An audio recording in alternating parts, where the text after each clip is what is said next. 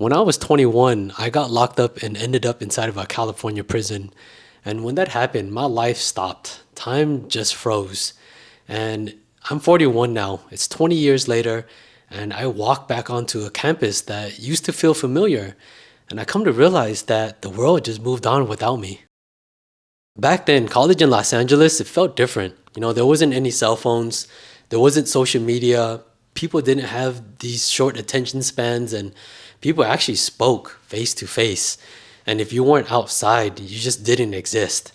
And, you know, when it came to the college scene, it felt loud, it felt fast, chaotic, and I had this feeling of being alive. Everyone they walked around with some confidence. When it came to the Asian guys, they walked with like this sense of courage, and it reminds me of this quote that Tupac said, and he said, "Everybody has a little bit of thug in them," and that's what I think of when I think of Asian guys back then in college. And but me being so young, you got to remember back then we didn't have the capabilities to do research like we do now. Like we didn't have a cell phone in our hands. We didn't have this portable laptop when we didn't know any better. So me being so young, I lacked this sense of awareness. I didn't understand who I really was. We didn't talk about mental health or this loneliness epidemic. You just walked around with confidence as if you knew everything about the world. And in the 90s and early 2000s, that's when I grew up. You know, um, when it came to like going out and partying, it was all about the house parties and party crews, or maybe even dance crews. The part, and when you walked into like these parties, these house parties, it was loud. These parties were freaking loud. Everybody was dancing. It felt chaotic. The energy, it had like this feeling of recklessness. If you were out partying, you were probably part of some crew in some sense. And for me, being so naive and not understanding the world, I fell right into that. But I didn't do it for belonging, for the brotherhood. I didn't do it for the meaning. I just did it because it was just normal, and when I think of those times, I think of the Asian gangs as well. And the streets were just active. I'm talking about gang banging was on full activity mode, bro. And it wasn't like how it is now. Like now, when you think of Asian gangs, they're almost like existence. There's probably a couple here and there, like the big gangs, but all the other little gangs, they're pretty much dead. They're like underground. They're all about making money. They're not about gang banging. When you think of the streets, when you think of gangs, that's not Asian gangs like how it is now. Back then, I was going to school. I was in my last semester of college, and I was supposed to graduate. But as life would have it, uh, everything changed. Everything got put on pause. I got arrested. Handcuffs came on. Ended up going to county jail. Ended up going to prison, and time just stopped. But the thing is, the world just kept moving on. Inside California prisons, your education and your skills depends on where you're housed at. From what I know, certain prisons inside California, they offer inmates the opportunity to earn bachelor degrees. Some could learn tech training to get into the tech space, with computers. Some prisons even have programs where they teach you entrepreneurial skills. There's a program I know for sure. I took it. It's called, I took it out here when I was free last year. It's called T5 Ventures, and they offer that program inside California prisons as well. Now, the prison I ended up on, they didn't have any of those things. And back then, they didn't offer as many opportunities. And the best I can get was an AA degree. Now, here's the thing though. I was literally one semester away from graduating and earning my bachelor's in business management. So that AA, I didn't really need it. But the thing was, I just decided to take these college courses anyways, just because it was part of the structure, part of my discipline. I would wake up, I'll do my program, I'll brush my teeth, I'll shake my sheets, I'll lace my boots, go eat, I'll work out, write my letters. I literally program. And integrating that school, earning to try to earn my AA was part of my structure. So I took up on it, and it was something different. It wasn't something that I was used to. When you think of college, you think of students going inside class, hearing a lecture from a professor. But when I was locked up in prison, you know, they would hand you like this little packet, like a stack of sheets of paper that was like stapled. and they'll slide it underneath your prison cell, and you'll get like this packet and you'll fill it out, right? You fill it out, and then once you turn in your homework and your assignments and everything, you send it off to the CO. They mail it. They mail you back another packet, and you keep doing that until it's time for like an exam or test. And then you would study that. You would take the test, and then you send it right back, and you keep going until you earn this degree. Well, the problem was halfway through this AA program, I ended up getting transferred to a different yard. I ended up getting transferred to a whole completely different prison. Now on this yard, they didn't in this prison they didn't offer anything at all. There was no college, there was no tech skills, there's no entrepreneurial program, not even a freaking AA. So halfway through, my life literally paused again. First, it was my bachelor degrees. I paused and froze time on that. And then now when it came down to this AA in college inside of prison, I put another pause on that. That's when I learned something very specific about my situation. It's that your progress depends on where you land, not what you're capable of.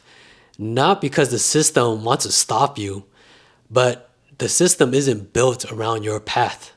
And at the end of the day, the world is just going to keep on moving on. My channel is all about transparency, real feelings, real emotions, real thoughts. And I want to be very transparent here. I never thought that I would have a second chance at school. It never even crossed my mind because for most of my adulthood, my criminal record blocked every chance of doing so. You know, it reminds me of this time when I first got home. There was this job fair that my friend told me about. And, you know, I go there and it's for business majors, right? That's me. I'm a business major and focusing in the area of management. Now I meet this manager from Enterprise, and she's looking for a manager to hire, right? Manager to train, to get someone geared up to take over that branch. One of the requirements is that this person had to be in their last semester of college and graduating soon. And I go, hey, that's me.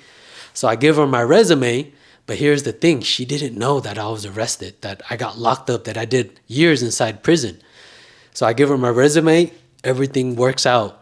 And we have this long conversation. She loves me, right? She goes, hey, I want you to come in for an interview tomorrow. Are you able to do so? I said, yes, let's go. So I go do this interview at Enterprise, like the car rental place. She loves me. She goes, hey, before I can hire you, I want you to sit down with two of my other peers. One of them is my manager, even though she's the manager. So I'm assuming it's like the regional or district manager and another manager.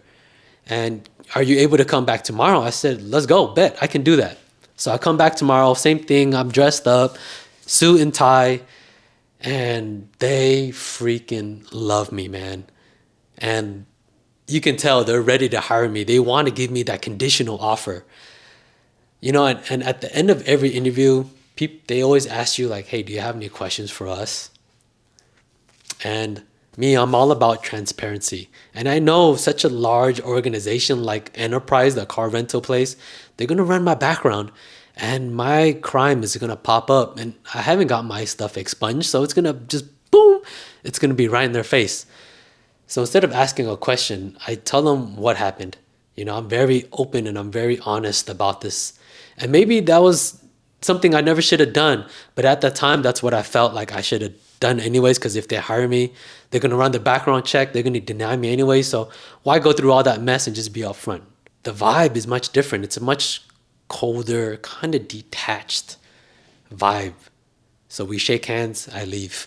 30 minutes later, I get a call and they're like, hey, T, Try, you know, we would love to have hired you. You were the perfect candidate.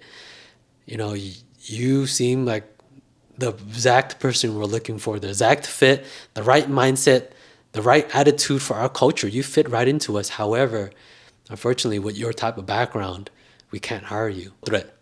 I never thought, you know, something like this would ever happen. So California, in the last 2-3 years, they changed this law where someone with this charge, assault with a firearm, can now get their record expunged. I'm not saying that that opportunity happened for me, yet the door opened, it cracked. So now I'm like, hey, an opportunity now presents itself. For the first time in 20 years, someone that has a criminal record like mine now qualifies to get the record expunged.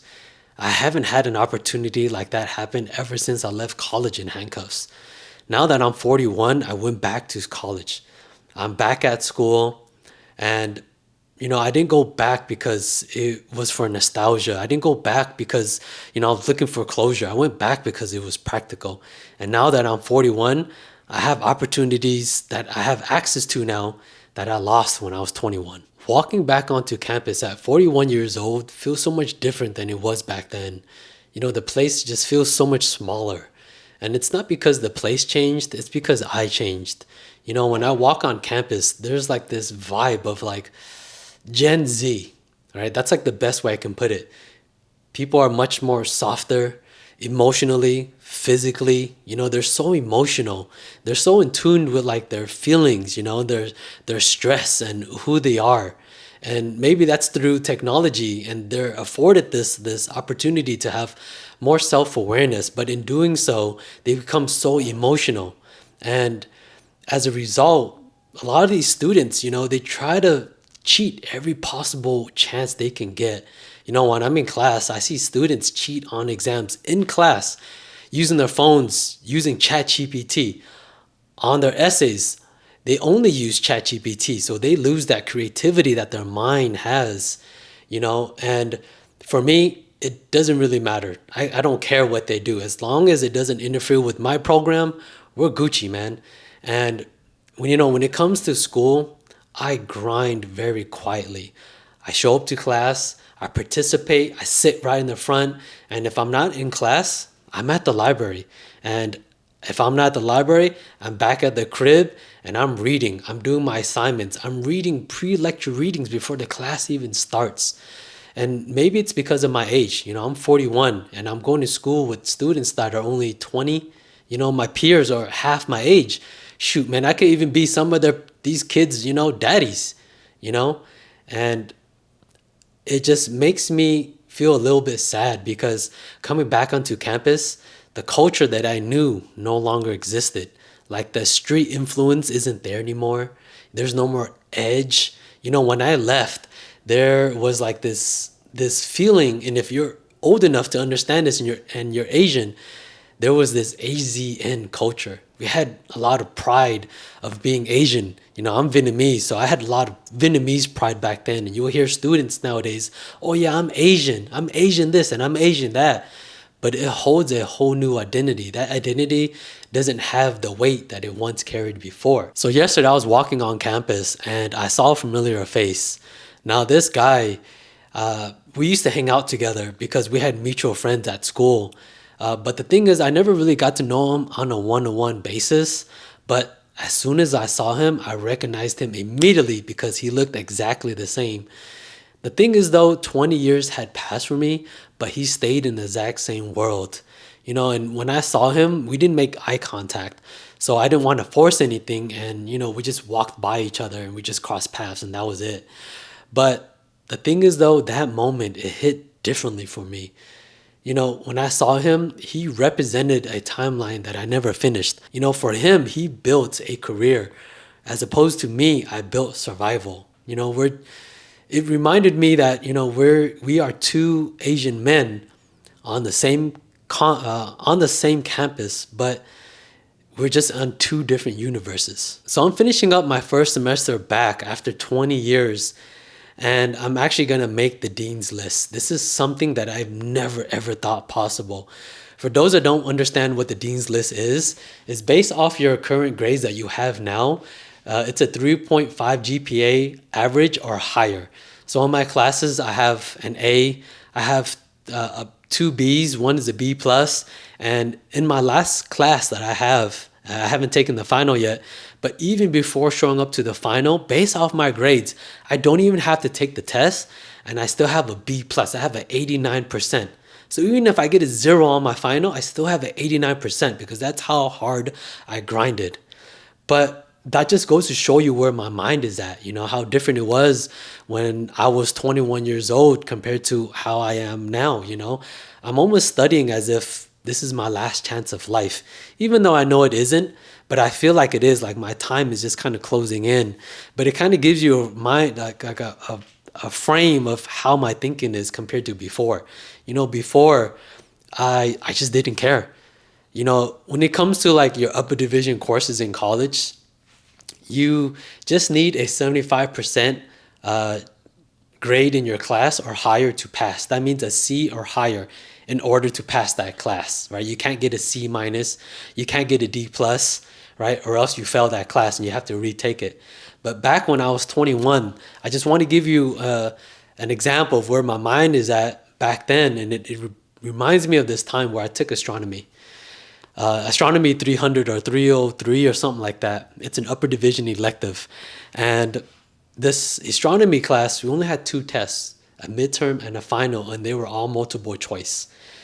Now, when I went to college, I went in with the mindset of, hey, you know what? Let me get C's and that's it, because C's get degrees. Okay. And one tip that I learned, one piece of advice is like when you take multiple choice tests and you don't know the answer, just bubble in the answer C. And, 9 times out of 10, the answer would be correct. So I didn't study for astronomy class. And when midterms came around, I put in all C's. And when finals came around, I didn't study for that either. And I put in all C's. I never showed up for class. I think I only showed up 3 times the whole entire semester. But guess what grade I got? I got a freaking 75% in that class and I passed by sheer freaking luck and just being bold that I bubbled in all C's without even studying. I got a freaking C. But that's where my mind was back then. That's how unfocused I was, But the thing is, even though I'm older now and I'm 20 years older and I'm 41, I still have the same humor. I still have the same energy. It's just that I have a little bit more wrinkles on my face, but my mindset shift is completely different than it was before, and I literally only have one more semester, that next spring semester in 2026, and then I'm going to graduate.